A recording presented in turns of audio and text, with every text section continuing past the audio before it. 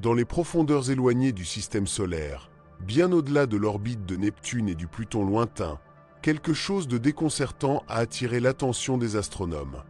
Certains objets de crème glacée, situés dans les régions les plus externes du système solaire, suivent les trajectoires qui ne sont pas facilement expliquées.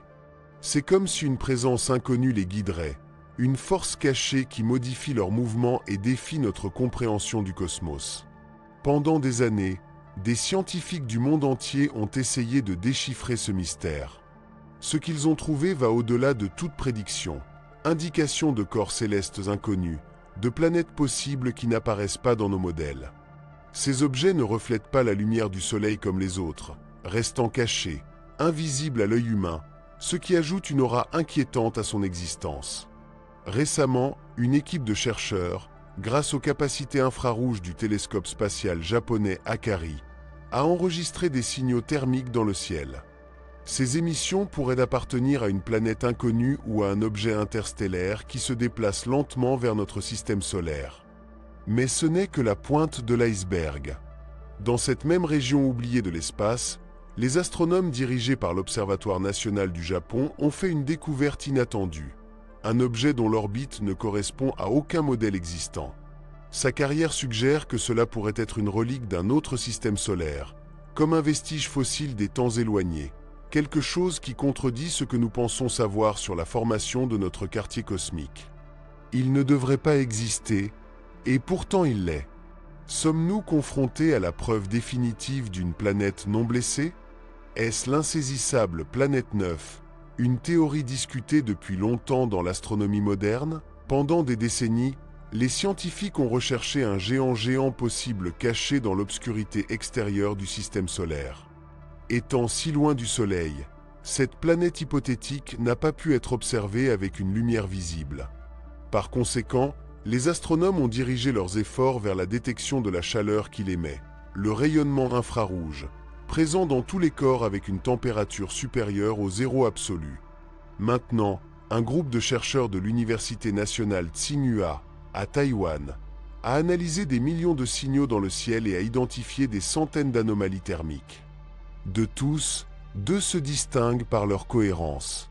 Ils se trouvent au-delà de la ceinture de Kuiper, une région où plusieurs objets de crème glacée sont regroupés, dont les orbites semblent influencées par quelque chose de massif. Ces trajectoires orbitales sont curieusement alignées, ce qui suggère l'influence gravitationnelle possible d'un corps invisible, qui pourrait avoir entre 5 et 10 fois la masse de la Terre et être situé à environ 400 unités astronomiques du Soleil. Pour donner un contexte, cela est presque 10 fois plus loin que Pluton et 2 fois la distance atteinte par la sonde Voyager 1.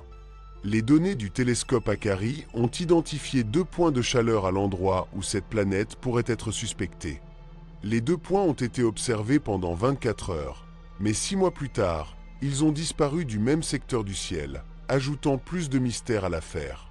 On estime que ces objets possibles auraient des températures extrêmement basses, entre 30 et 50 Kelvin, et seraient situés entre 200 et 800 unités astronomiques.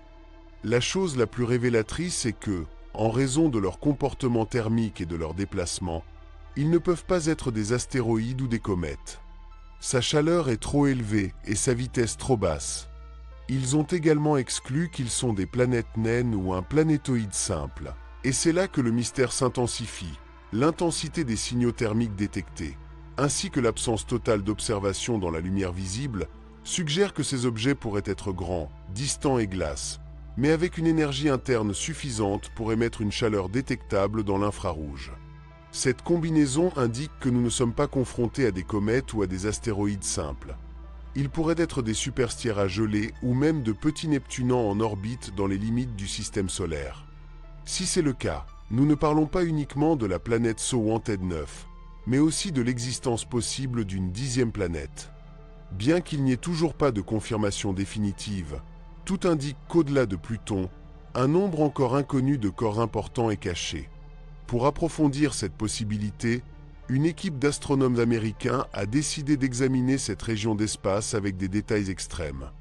Pour ce faire, ils ont eu recours à la collaboration de 3 des observatoires les plus puissants du monde, le télescope spatial James Webb, les 7 de Radio Hubble et ALMA au Chili. Ce qu'ils ont trouvé n'était pas une planète géante, mais quelque chose encore plus énigmatique, un objet allongé baptisé en 2017 de 2010. Ce corps a un diamètre d'environ 690 km et est situé à une distance presque 3 fois supérieure à la séparation entre Neptune et la Terre. La chose la plus surprenante est qu'il semble traverser périodiquement le nuage d'Oort hypothétique, une vaste sphère de corps glacés qui marque les limites du système solaire. Selon l'astronome Sao Shen, chef d'équipe, cet objet décrit une orbite extrêmement elliptique qui prend environ 25 000 ans. En raison de sa trajectoire, il n'est visible que de la Terre pendant une fraction minimale de temps, moins de 1% de son itinéraire. Compte tenu de ces caractéristiques, il est considéré comme un candidat pour la planète naine. Actuellement, nous reconnaissons 8 planètes principales et 6 planètes naines confirmées. Cependant, 2017-201 ne se comporte pas comme les autres objets dont l'alignement orbital suggère la présence de la planète 9.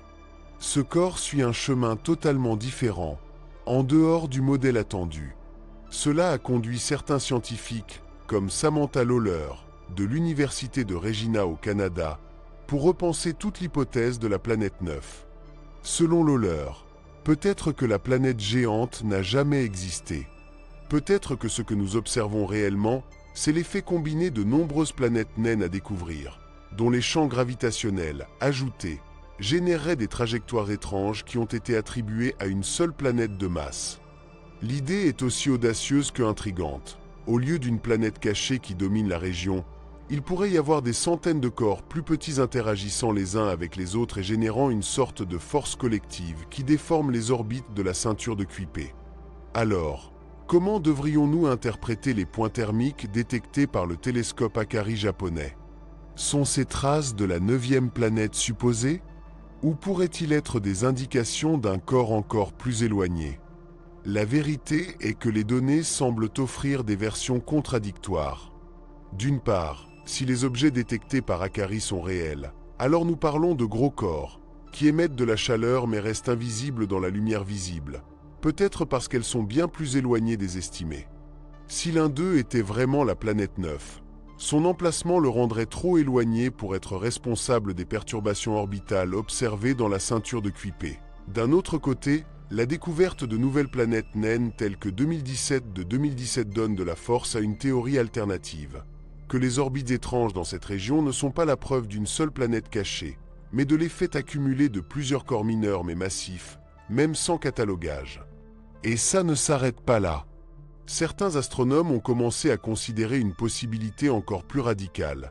Que se passe-t-il si ce qui affecte les orbites n'est pas une planète, mais un trou noir principal? Ce type de trou noir serait si vieux et petit qu'il n'émettait aucune lumière, et sa présence ne pouvait être déduite que par son influence gravitationnelle. S'il pouvait expliquer les anomalies de la ceinture de Kuiper sans avoir besoin d'une planète géante. Si cette théorie se révèle vraie, nous serions confrontés à quelque chose d'incroyable, la présence d'un trou noir primitif petit mais extrêmement dense, dont l'existence pourrait être confirmée en utilisant des instruments d'observation infrarouge tels que le télescope spatial James Webb ou l'observatoire Vera Rubin. Mais la chose la plus choquante n'était pas cette possibilité elle-même, mais ce qui a été découvert lors de la recherche. Est-ce que quelque chose de complètement inattendu est-il dans les coins les plus éloignés du système solaire? Tout indique oui. Ce qui a été trouvé pourrait représenter l'une des conclusions les plus transcendantales de ces dernières années. Une découverte qui remet en question les modèles actuels sur la structure de notre quartier cosmique. Comme on dit, qui recherche, trouve.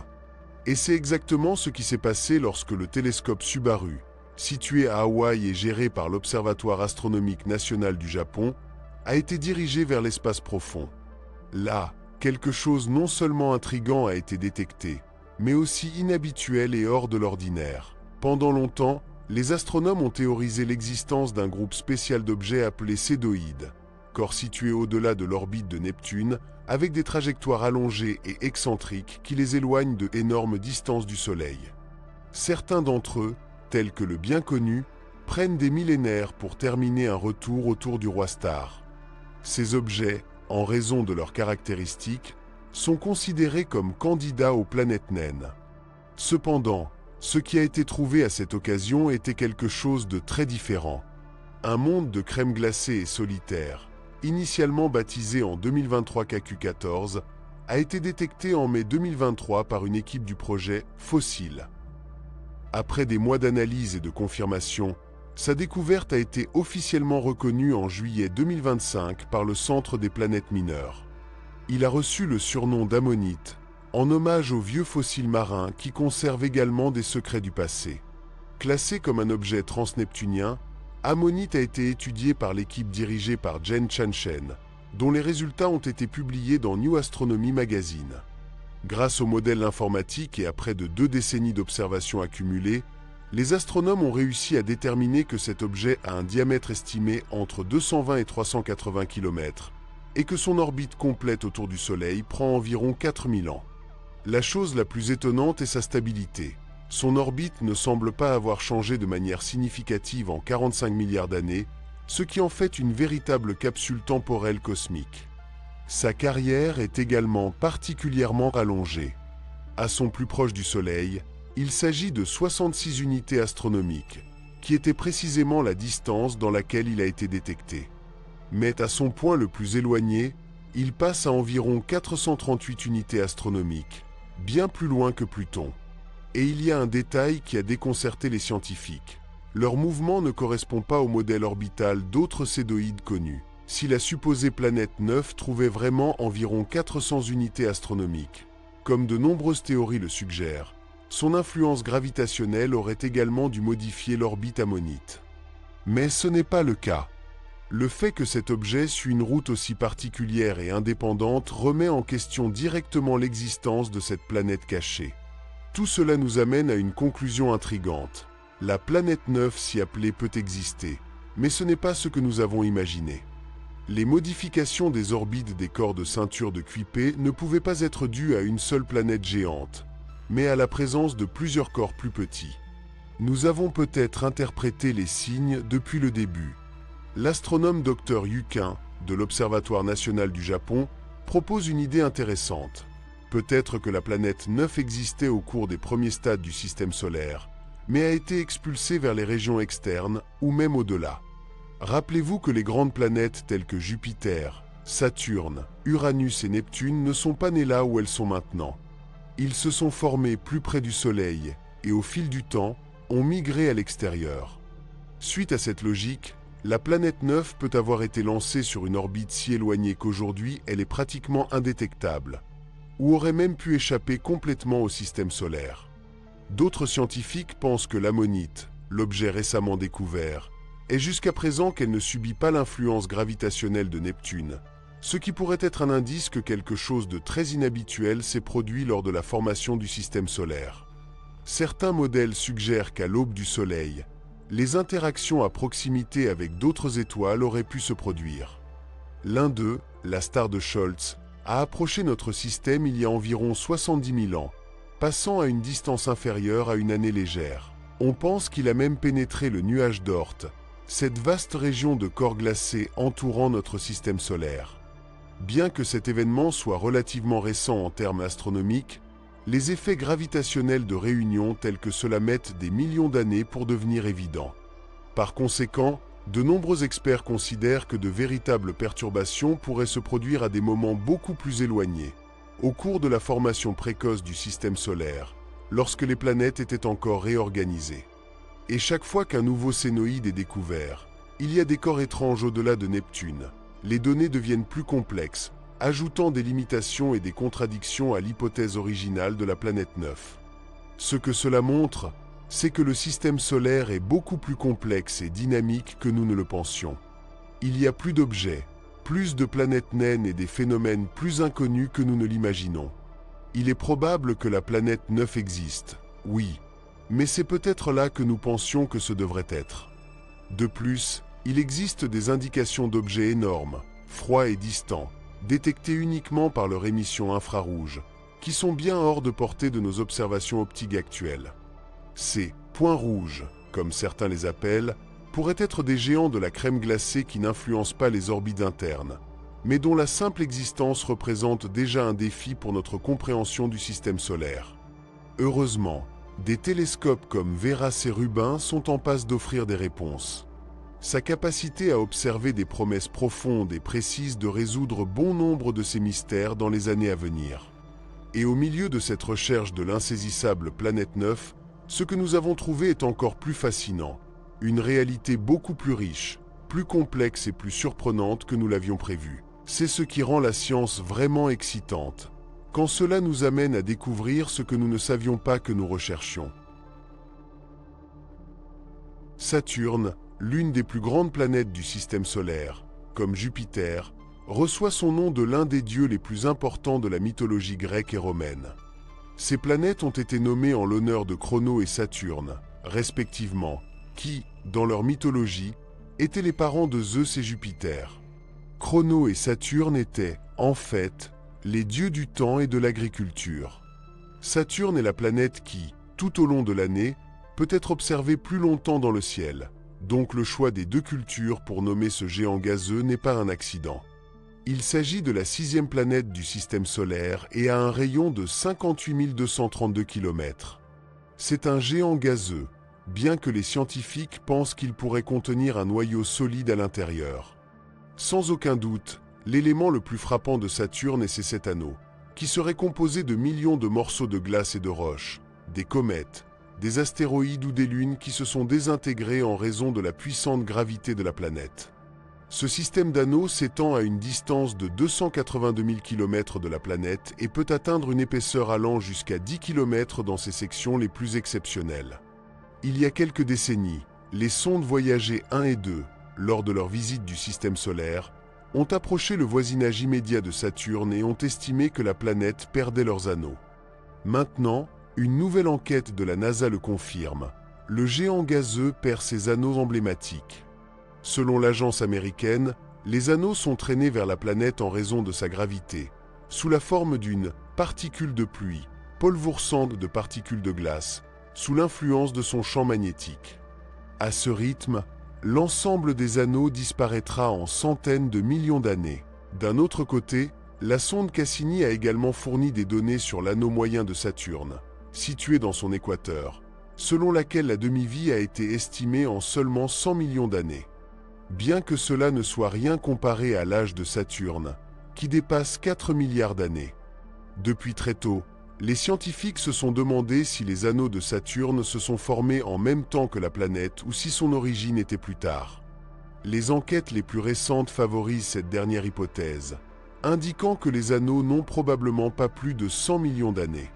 Nous avons la chance de vivre à une époque où nous pouvons observer le système Saturne Ring, qui semble être dans la dernière étape de sa vie. Cependant, si les anneaux sont des phénomènes temporaires, nous pourrions manquer l'occasion de voir des systèmes similaires dans d'autres géants gazeux tels que Jupiter ou Uranus. Mais Saturne étonne non seulement son système de bagues, mais aussi pour sa taille énorme, les aurores qui brillent dans les deux pôles et l'une des structures atmosphériques les plus mystérieuses du système solaire, son hexagone polaire nord. Cet hexagone a environ 30 000 km de large, change de couleur avec les stations et tourne dans un sens anti-respect, dans le même sens qu'un gigantesque ouragan situé en son centre. Le pôle sud de Saturne présente également un vortex, mais pas un hexagone autour de lui. Cette différence a dérouté les scientifiques depuis des années. En laboratoire, les chercheurs ont réussi à reproduire des ondes polygonales similaires à l'hexagone de Saturne, mais pas nécessairement avec 6 côtés. Le fait que le modèle hexagonal persiste suggère qu'il est lié à des conditions spécifiques de l'atmosphère dans cette latitude de la planète. D'un autre côté, dans le sud, où le ruisseau dans le jet se trouve dans une latitude légèrement différente, l'atmosphère semble être plus stable et ne génère pas de forme polygonale. Une équipe de mission Cassini a détecté un vortex dans le pôle Nord qui s'est formé bien au-dessus de l'atmosphère, dans la stratosphère, alors que cet hémisphère s'approchait de l'été.